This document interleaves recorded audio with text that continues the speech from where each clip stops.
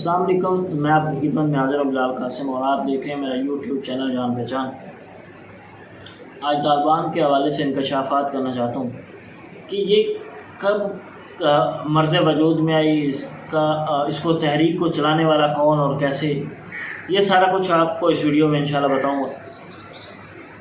Soviet union 1990 میں شکست کھاتی ہے افغانستان میں۔ جیسے ہی اس کو شکست ہوتی ہے، افغانستان کے حالات کشیدہ ہو جاتے ہیں۔ کشیدگی اس قدر بڑھ جاتی ہے کہ حالات اس قدر کشیدہ ہو جاتے ہیں، کشیدگی کی وجہ سے لوگوں کی عزتیں غیر محفوظ ہو جاتی ہیں، لوگوں کے گھر غیر محفوظ ہو جاتے ہیں، چلنا پھرنا لمیٹیڈ ہو جاتا ہے، تو مسائل کی ایک دلدل میں پھنس جاتا ہے افغانستان۔ تب صوبہ قندھار میں مولانا محمد عمر صاحب جو ہیں وہ تحریک کا آغاز کرتے ہیں۔ اچھا، وہ تحریک جو ہے تحریک طالبان کے نام سے، وہ اپنے 30 ساتھیوں کو لے کر ایک تحریک کا آغاز کرتے ہیں، اور 1994 کے اندر ہی صوبہ قندھار کے ایک گاؤں حصار میں 2 لڑکیوں کا اغوا ہوتا ہے اور ان کو ریپ کیا جاتا ہے، ان کو تشدد کا نشانہ بنایا جاتا ہے۔ تو اس سلسلے میں جب مولانا عمر کو یہ معلومات ملتی ہیں تو وہ فوراً اپنے ساتھیوں کو لے کر وہاں پہ اس گاؤں پہنچتے ہیں، اور گاؤں میں پہنچ کر ذمہ داروں کو نہ صرف سزا دیتے ہیں کڑی سے کڑی، بلکہ ان کو سزائے موت مطلب سر عام پھانسی کا اعلان کرتے ہیں اور پھانسی دیتے ہیں،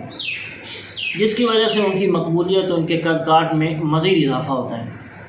اور دوسری بات یہ ہے کہ 1994 میں حصار نامی واقعے کے بعد ان کی جب مقبولیت بڑھتی ہے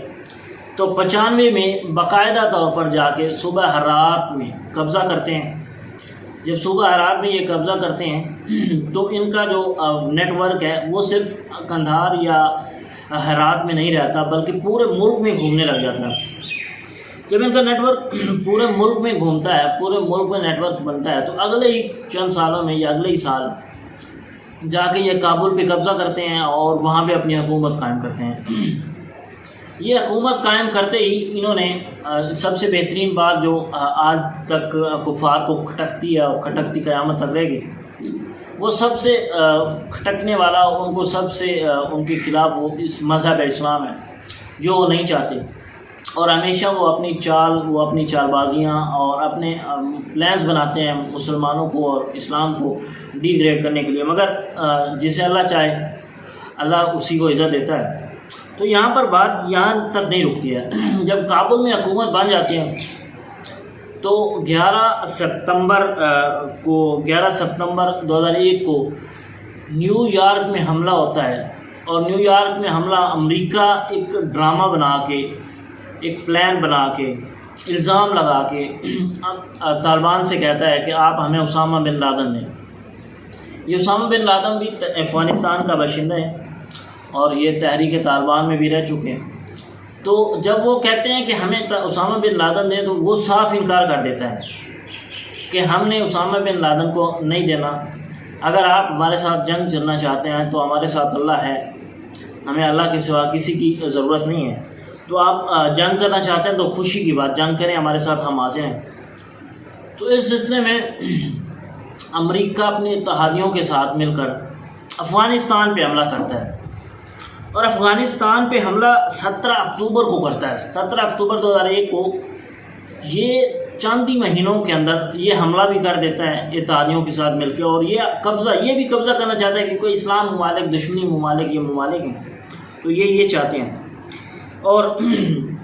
طالبان کو کیونکہ وہ پاور تھی اس وقت، امریکہ اور اس کے اتحادی اس ایک پاور میں تھے، اور ایک افغانستان میں موجود طالبان کے اوپر حملہ کر کے ان کی حکومت کو ہٹا دیتا ہے۔ تو یہ ایک مطلب اہم موڑ تھا طالبان کے لیے، ایک شدت دلوانا تھی، ایک ان کو بتانا تھا کہ آپ کی پاور نہیں ہے، پاور جو ہے ہماری ہے۔ تو یہاں پر مزے کی بات یہ ہے کہ افغانستان ڈٹا رہا ہے، طالبان ڈٹے رہے ہیں، اور یہ بات نہیں ہے کہ وہ انہوں نے چپ کر دی یا وہ خاموش ہو گئے یا مطلب انہوں نے ہار مان لی، ایسی بات نہیں تھی۔ اور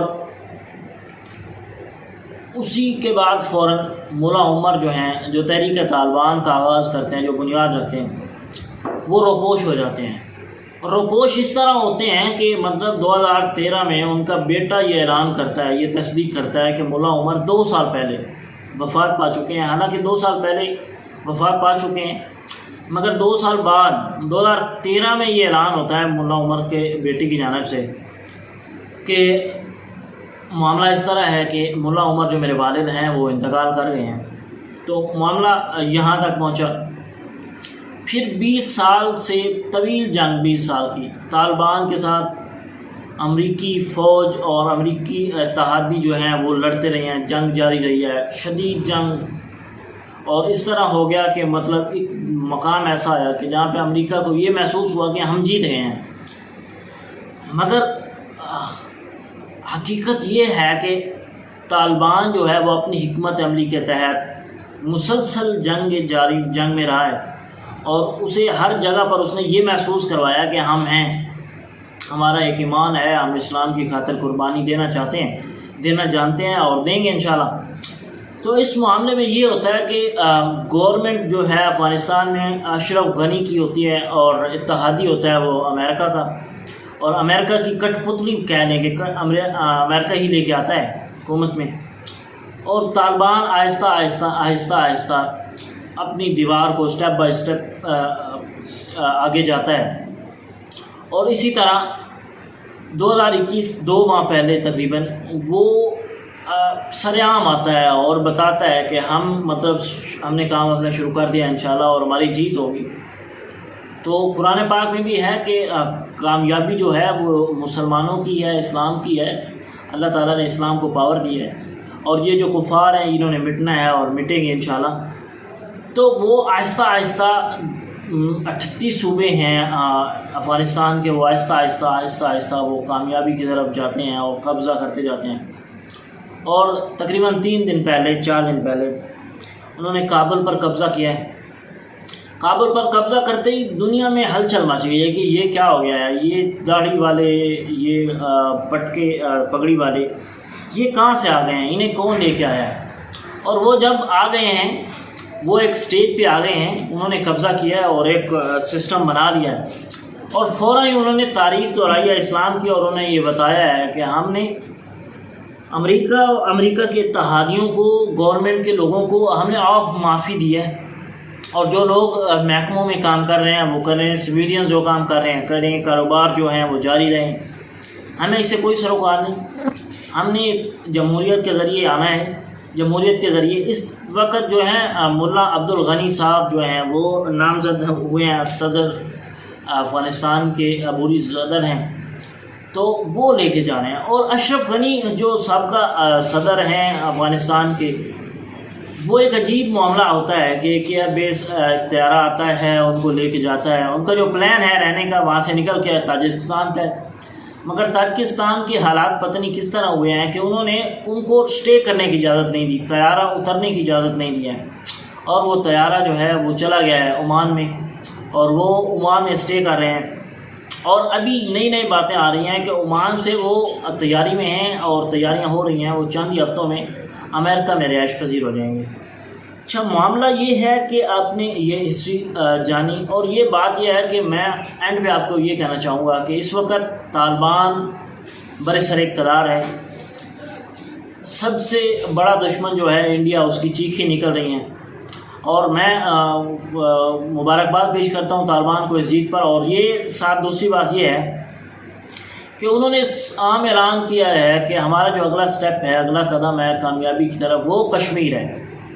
اور ہندو اور غیر مسلم خوش نہ ہوں، ہم نے اگلا جو قدم ہے وہ کشمیر کو فتح کرنا ہے۔ اور کشمیر کے علاوہ اب صرف کشمیر کی بات ہی نہیں، انہوں نے یہاں تک کہا ہے کہ ہم نے اپنا جھنڈا جو ہے اسلام کا وہ ممبئی لگانا ہے، دلی لگانا ہے۔ تو اس حوالے سے انشاءاللہ مزید کامیابیاں ملیں گی انشاءاللہ، اور پاکستان کے ساتھ اچھے روابط۔ چائنا نے بھی گرین سگنل دیا ہے افغانستان کو کہ ہم نے آپ کی حکومت کو تسلیم کرنا ہے۔ اس کے علاوہ نیشنل اسمبلی کی طرف سے بھی گرین سگنل آیا ہے کہ آپ ایک طریقے کے ذریعے اقتدار میں آئیں، اور انشاءاللہ ہم ضرور آپ کا ساتھ دیں گے، ہم آپ کو تسلیم کریں گے۔ تو یہ تھی صورتحال افغانستان کی، طالبان کی، اور پاکستان بھی اس میں، اور ہمیشہ کی طرح اس دفعہ بھی امریکہ نے اور فارن کنٹریز نے پاکستان کو ذمہ دار ٹھہرایا ہے، الزام عائد کیا کہ پاکستان کی ہی وجہ سے یہ معاملہ سارا ہوا ہے، اور پاکستان مطلب طالبان کو سپورٹ کر رہا ہے ہمیشہ کی طرح. یہی ان کے الفاظ، یہی الزام پھر. اور مجھے اس بات کی کلیریفیکیشن ہے انشاءاللہ کہ پاکستان جو ہے وہ دن بدن ترقی کی جانب گامزن ہے. اسی طرح طالبان جو اس ٹائم برسر اقتدار آیا ہے وہ ترقی کی جانب گامزن ہے. اور خوشی کی بات یہ کہ اسلام ترقی کی جانب گامزن ہے، اور اسلام کا انشاءاللہ جھنڈا بلند ہو رہا ہے. اسلام کا ایک نام بن رہا ہے، ایک سسٹم بن رہا ہے، اور دنیا کو یہ محسوس ہو رہا ہے کہ پاکستان میں نہیں صرف دنیا میں اسلام ہوگا. بہت شکریہ. پاکستان زندہ باد. اللہ حافظ.